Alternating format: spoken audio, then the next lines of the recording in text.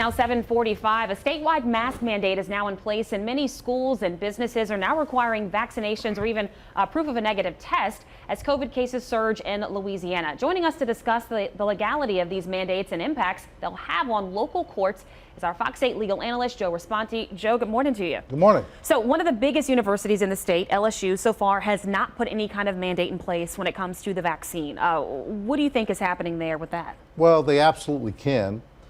I think 250 universities nationwide have already done it, but they're not, the vast majority of the faculty want this to happen because they don't want to be in classrooms with the unvaccinated students.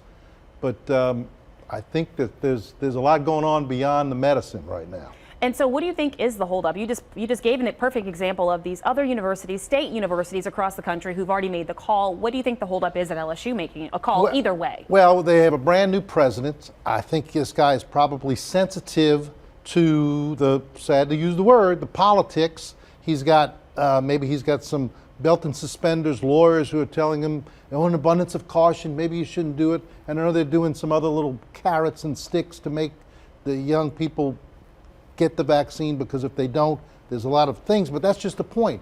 You're a university, you're a school. You can make your students do certain things, okay?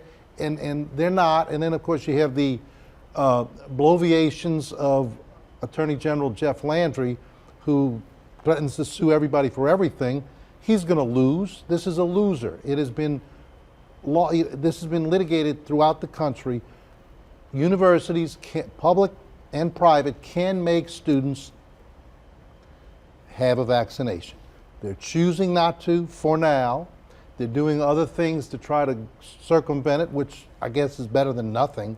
But they're getting a lot of pushback from their faculty. And we probably won't see the end of that. Schools, the start of the semester is getting closer and closer, and we're seeing cases spike. So that's probably not the end of this discussion. So we'll put a pin in that, because I'm sure we're going to come back to that at a later date, probably sooner than later.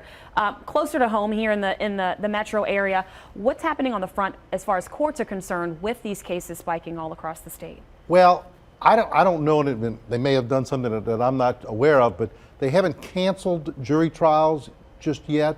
But I've been sitting in courtrooms for a very long time, and I've been hearing prospective jurors come up with excuses that they hope will get them out of jury duty. Well, now I think they know they have a very good one.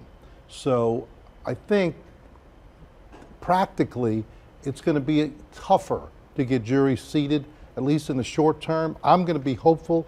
I think that this thing may be behind us by Halloween or wherever, pick your date. But right now, it's very tough. And I think jury trials are going to be few and far between, unfortunately, because it's very much needed in both the criminal and civil side of law. But at the least, they might be in jeopardy because of the cases we're seeing. At least short term, yes, ma'am. All right. Well, like I said, we'll keep a pin in both of those situations, LSU vaccinations and jury trials here in the city and across the state. We appreciate your time. We'll see you next week. Thank you. All right. 7:48. Let's get a check on your Tuesday weather.